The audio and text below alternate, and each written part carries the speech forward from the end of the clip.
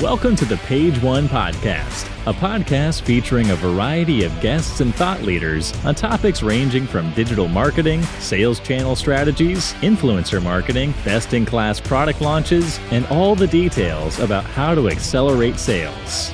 Now, here's your host, Luke Peters. Thanks for joining us on the Page One Podcast. I'm your host, Luke Peters, CEO of New Era Appliances and retail band Digital Strategy Agency. Business owners, do you wish you had someone to create a custom strategic plan to grow your online sales? Someone who can show you how to execute it with your team? That's what we do at Retail Band. If you're lost, we can help you. Find me on LinkedIn or email me at luke@retailband.com. In this episode, you're going to hear from Bridget Lasda on how to lead sales teams and create a culture of accountability in your sales team. Bridget has done just that firsthand with teams over 100 employees. Then we're going to zero in on how you get the most from your distributors, how you drive distributor sales. Bridget is the Chief Customer Officer of King Juice Company, owner of the Calypso brand of lemonades, limeades, and teas. She is a knowledgeable executive with demonstrated history of working in the food and beverage industry, brings 18 years of experience to her current role, lives in Stamford, Connecticut with her husband, Jeff, and two kids, Cameron, 5, and Harper, 3. Bridget, welcome to the Page One Podcast. Great. Thanks, Luke, for having me. And hey, Bridget, I didn't get into your background too much there, but you've got some awesome experience that I think is great for the audience to share. Can you just name a couple of the companies you've worked for in the past? Sure. So I started my career out of college with Coca Cola. I actually went into college thinking I was going to be a special education teacher, but decided midway through college that I wanted something more in business. And so out of college, I networked with a handful of different companies, and I was able to get an entry-level sales role with Coke outside Chicago, so up and down the streets of Chicago, taking orders, which was awesome. I spent about 14 years at Coke. Chicago, I spent about 5 years in Atlanta doing some category commercialization work where I really got to work with the brands and see how the whole global operation worked. And then my last role at Coke, I spent about a year and a half in Minneapolis where I was calling on Target.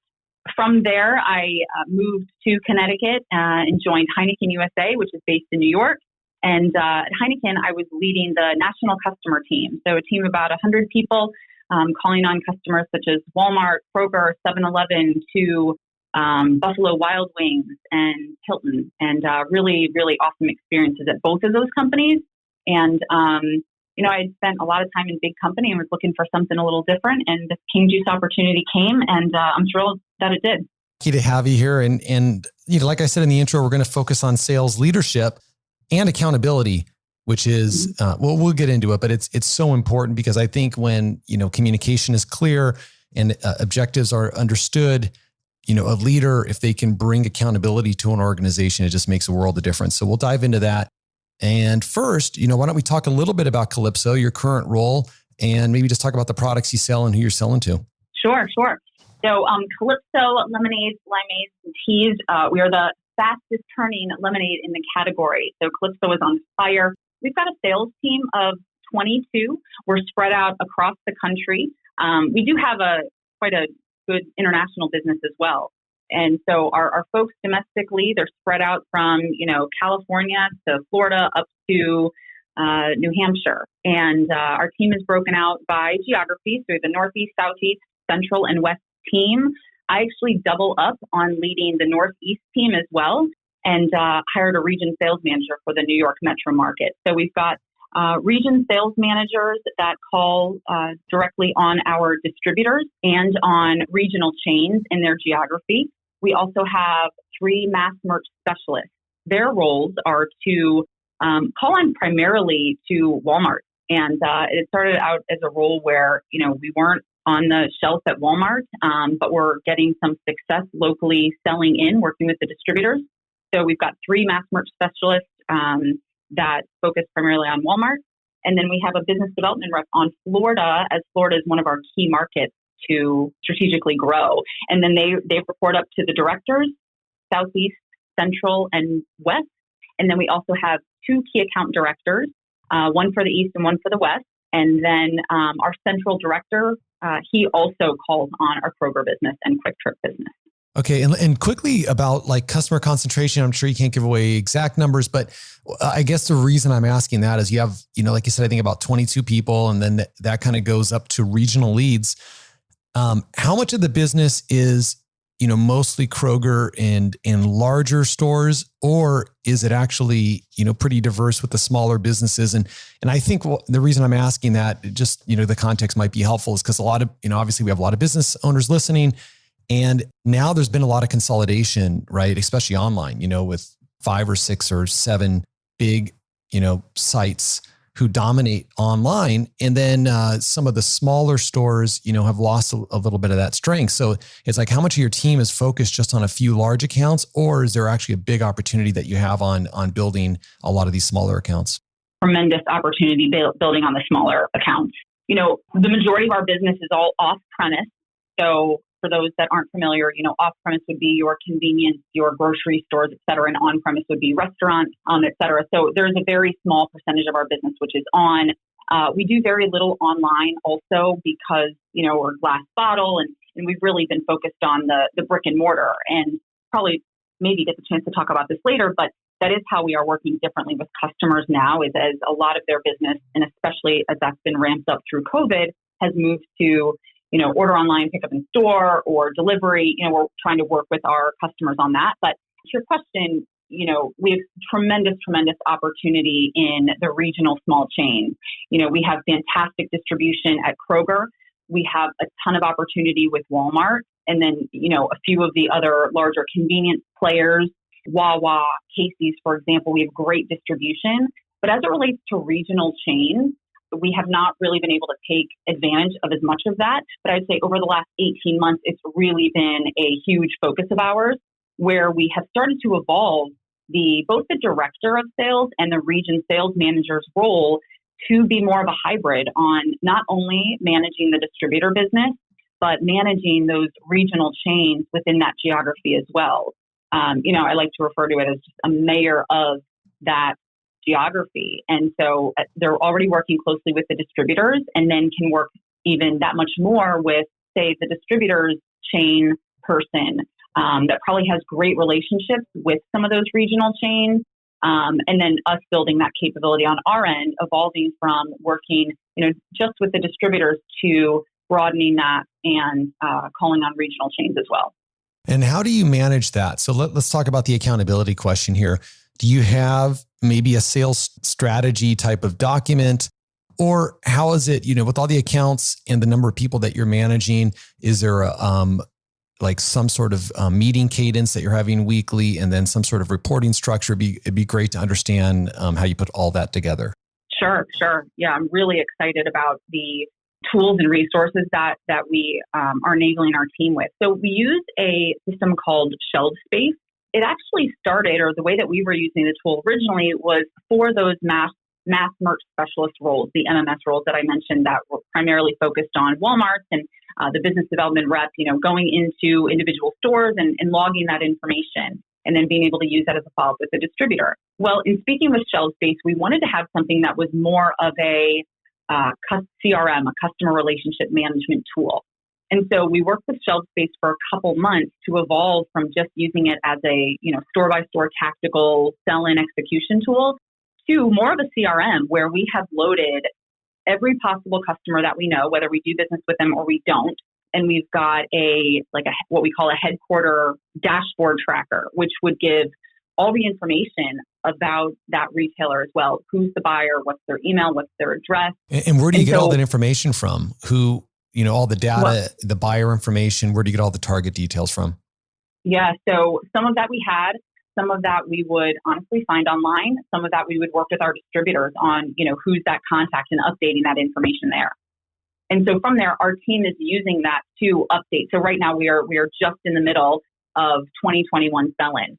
So the team's responsibility is to go in and be updating this information. And then there are a couple ways that we track this and discuss it as a team to drive that accountability that you talked about. Through Shelf Space, we're actually able to get reports. So as the team is filling out that information, I'll get a weekly report that is just sent to my inbox that will give me all of the updates that were put into the system. And so from that, I'll use that to follow back up with the team. And now before we even got to that, we did launch this with the team, set out what the expectations were, went through the tool, and then gave everybody a couple week time periods to be able to go into the system and update the information. And then what they do, there's a second part of shelf space where then they log, the weekly calls that they have. So every time they meet with a buyer, they'll put the details of what happened during that call. And there's a separate report that I actually get every day that gives me all the logged information from the team. And again, I'll use that with the team. So if I see some really, awesome progress that's been made on some chains that we've talked about, I'll, either call them or send it to them in an email, congratulate them, or if they've posed a challenge that's come up, I'll do the same there. Yep. And then finally, another way that we've used this is we have 2 sales meetings a month. It started out as a monthly formal sales meeting. And then through COVID, because we're spread out all across the country and we weren't able to travel, I wanted the team to still feel part of something. So we actually added a second informal call. And so on the one that we had just a couple weeks ago, I asked the team to come prepared to the call that each region sales manager, RSM, would share their 3 regional chains that they were working on and their progress. And I thought that was another great way. So we've got the tool, but then this also gives people and our sales team the opportunity to share the progress that they were making with the rest of the team, and also the opportunity if they were running into a hurdle to pose what that was and see if anybody had some suggestions for them. So we've made a tremendous amount of progress, and I feel really confident about going into this next selling season. That's great. And does the company have any formal strategic plan that uses a specific kind of software or a specific framework on strategy planning? And if so, does that kind of fit into how the sales team plans, or is it mainly just using this one software product and tracking the leads and the progress there? Last year developed, quite honestly, it's on Excel, but a planning document.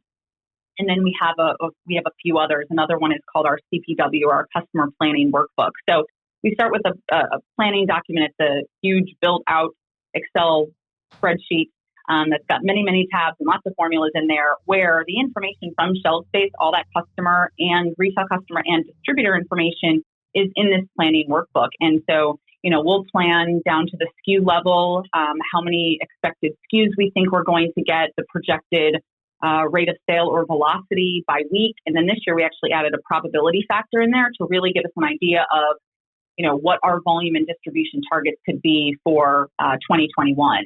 And then we have a couple different components where it's new distribution of a new customer. It could be existing distribution with a current customer. And then we have some amazing innovation this year that we launched, Calypso Light. And so we also are projecting out or forecasting how much Calypso Light business and volume and distribution that we could get for 2021.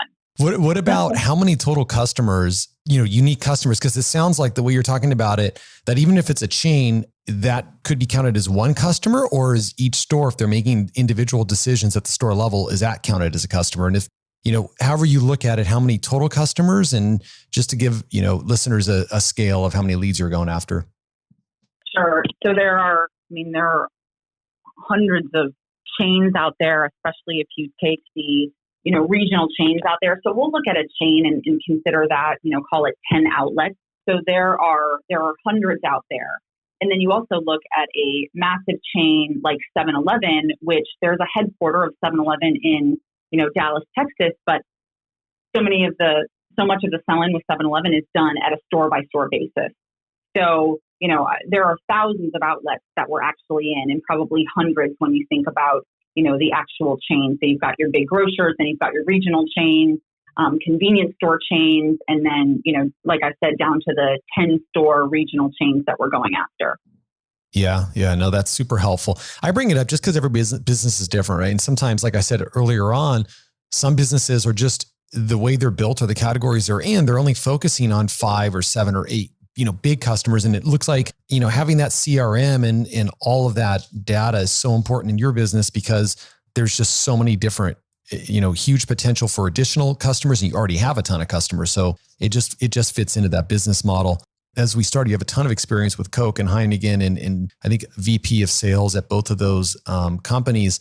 What was maybe, a mistake or an area that you failed in early on, and something that you learned in sales leadership or just building a sales team? Early on, I don't know if you've ever heard of, what got you here won't get you there. Yeah, I have. I love that book. And I think early on when I got into sales leadership, I just continued to do the work that I was doing when I was a individual contributor and didn't delegate as much.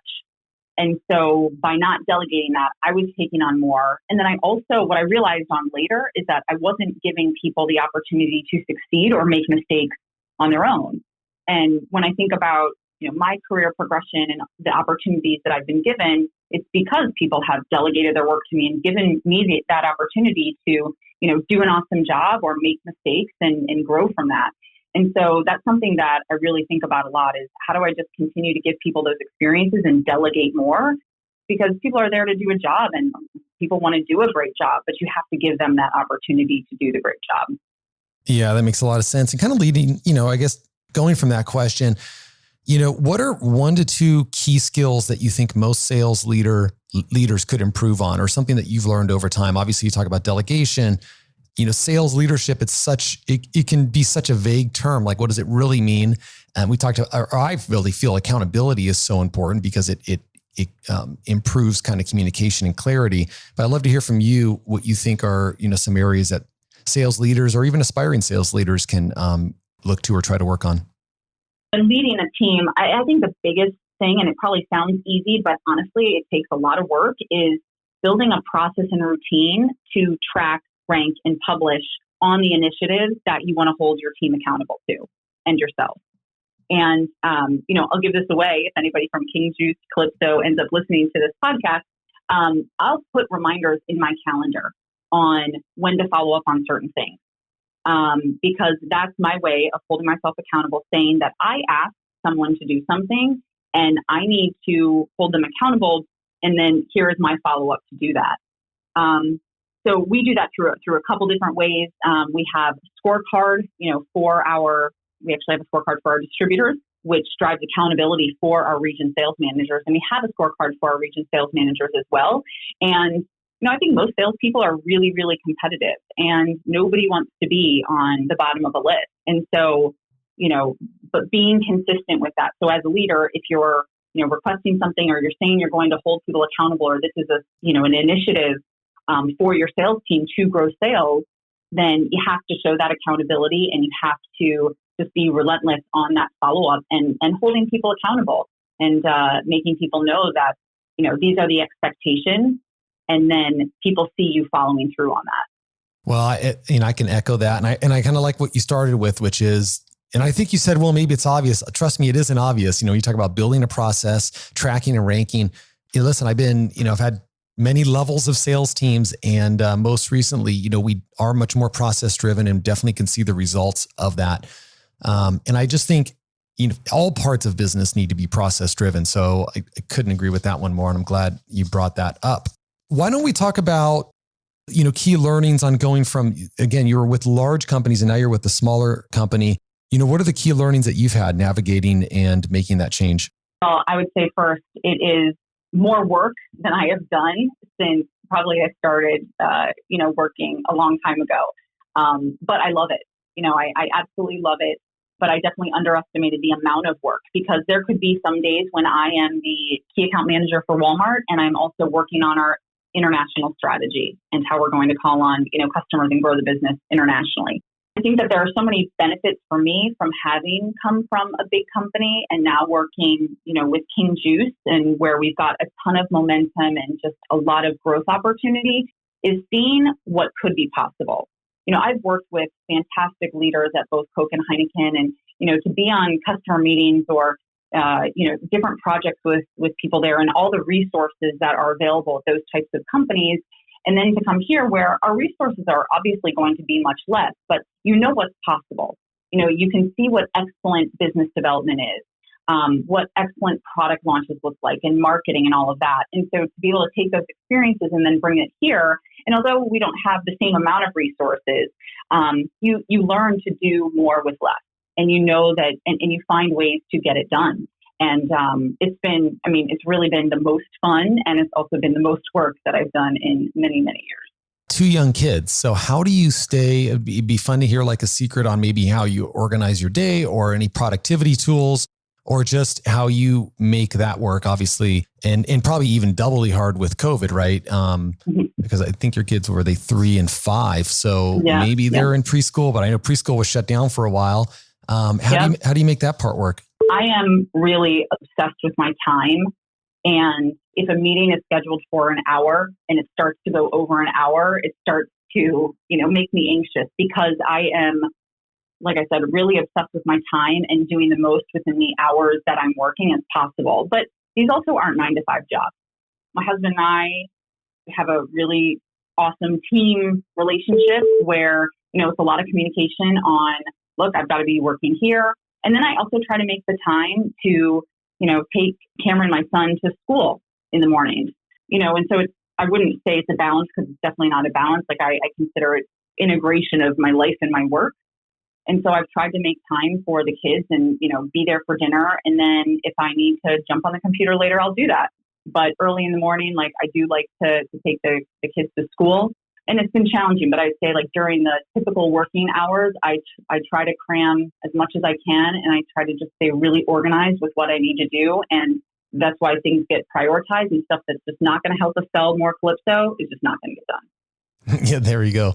You definitely have to prioritize in the time. But that's like the sign of a leader. You know where to spend your time and where not to spend your time. And a lot of younger people don't, it takes them a while to kind of understand that part and how to prioritize. And another good thing, or something I really agree with, was I like the word you used. You said you're not worried about it being like a work-life balance, is like an integration. And that's how the same way I see it as well, right? It should be fun and you should work on the things that you know are important. And when you need to do something personal, you should be able to do that as well.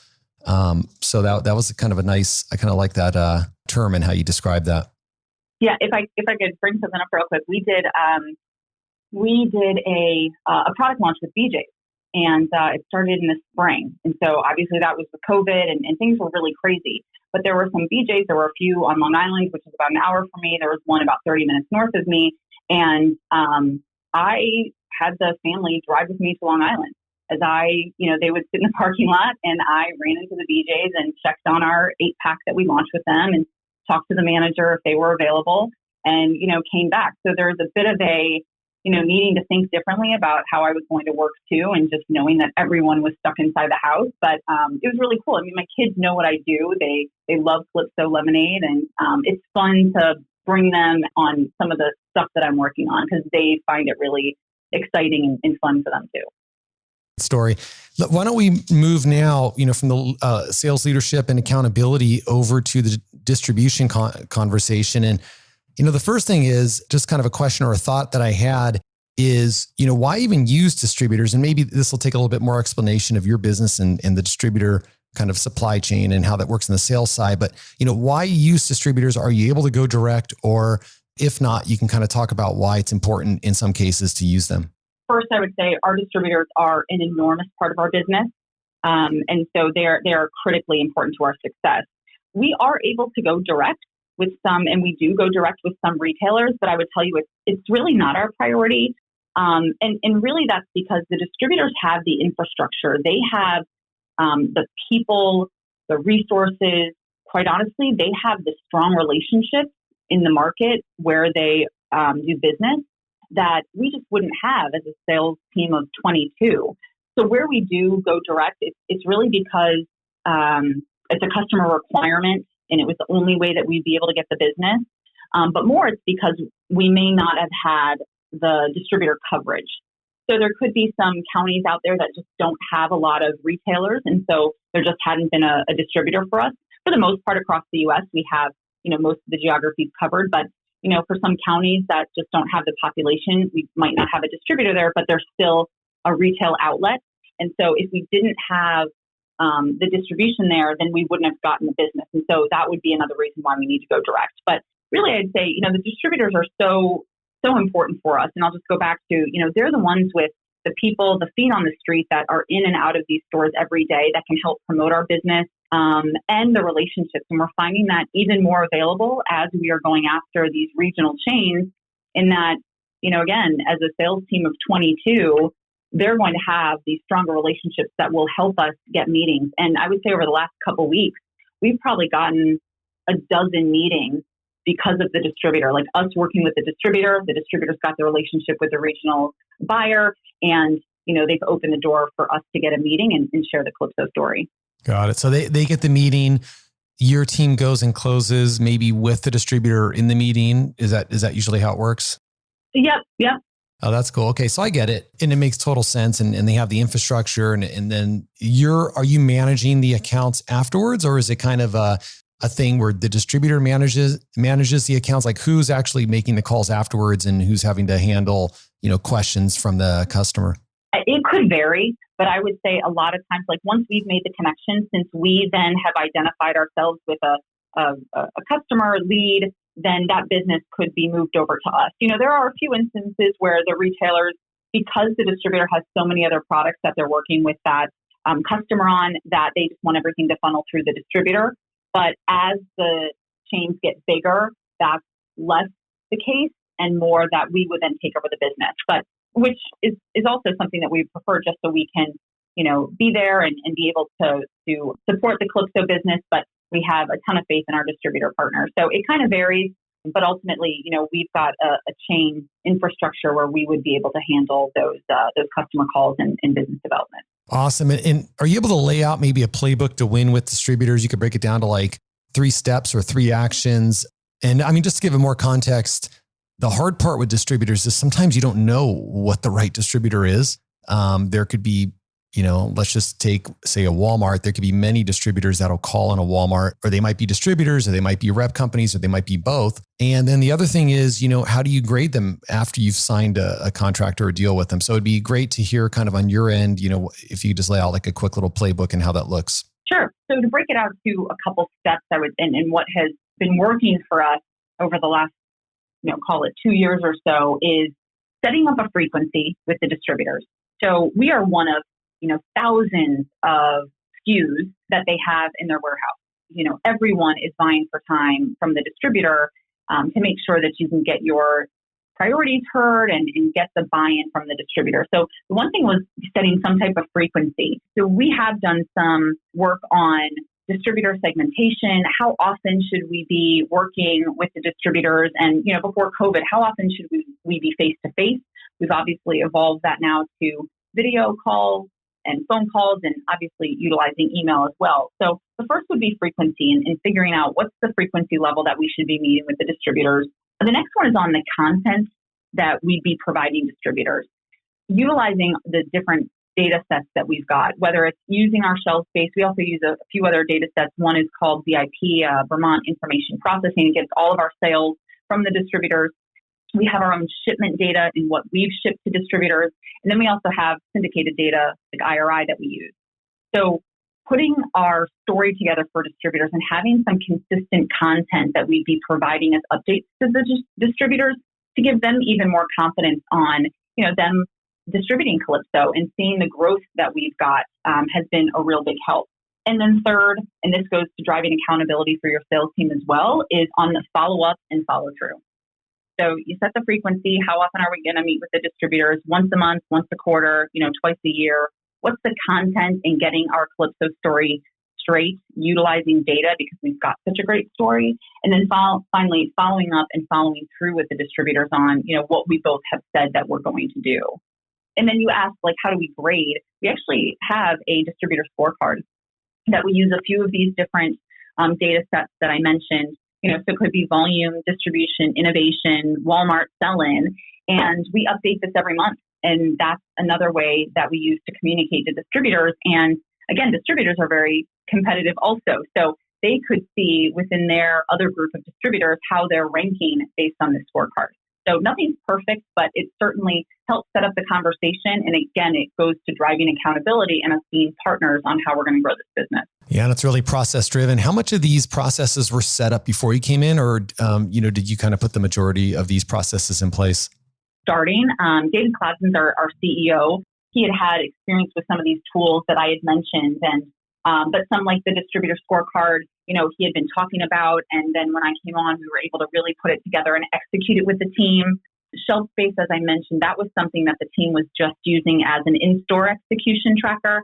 And then when I came on, we talked more about this business development and going after these regional chains and realizing that we needed more of a CRM type tool or something like that. And so we evolved that there. So I would say some were starting. And then when I came in, I was able to help provide that support and that more closely linked to the team to set up the process and the routines around using these tools and what we expected. Yeah. And Bridget, so I'll make a statement and then I'd love to hear your opinion. But this is kind of for the business owners out there that are listening. A lot of them, some of them are smaller, some of them are bigger. And, just one thing that I've seen, and actually with a lot of my friends' companies is, there's always this question of if we're bringing in, key hires or key executives into certain positions, and then you're looking at, okay, they're coming from a big company or they're coming from a company like yours, and how are they going to fit in if they're from a big company? And I mean, there's so many questions, and we did talk a little bit about that with you integrating with Calypso. But one thing I have seen is that, people that come from bigger companies they are more process driven. Mm-hmm. And, more organized, for lack of maybe a better word, but just really focused on process because that's probably, born in the big companies and there's more of a need for that. Whereas, smaller companies, maybe they're more entrepreneurial and they're a little bit more scattered. So I've seen that benefit, of bringing in leaders from larger companies because they can bring that structure. And it sounds that's kind of exactly what you're doing at Calypso.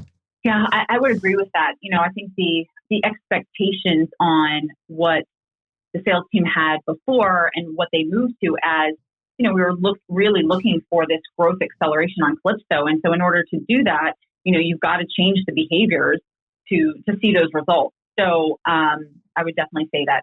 Though I would tell you that even if someone is coming from a smaller company and maybe doesn't have that experience with the process and all of that, the marriage of this hungry, don't take no for an answer, then coupled with the process and the routines, really makes for an awesome sales force. And I think that that's what we have been putting together. But with that, it's also coming from a big company or knowing that I'm very process oriented. And if that wasn't the way that the culture was before, it's figuring out and bringing people along and being able to show them those benefits, because you want to be able to keep the institutional knowledge, but then evolve to help support a growing business like ours. Yep. Couldn't agree more. It makes just perfect sense there.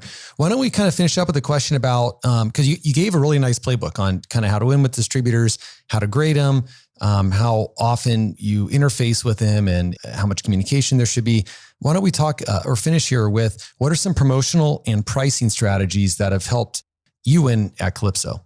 We've done a lot of work on that more recently, where we've tried to take more ownership on what our promotional and pricing strategy was going to look like, because in our industry, you can sell a bottle for $1 and of course it's going to sell, but that's not what we want to do. So, we took some time to look at the calendar and figure out what months did we want to run some promotions, and looking at it from a channel perspective too, and what retail made sense, and, trying to have quarterly promotions, but then also not trying to, run promotions on top of each other, call it in the summer months. But those are the best months to go after. But I'd say the biggest point for us as it relates to promotional and pricing strategy is to couple that with the executional element. Because for us, just to have a pricing component on the shelf, if we don't have that supplemental display component with it as well, we'll just run into out of stocks on the shelf, disappointed consumers,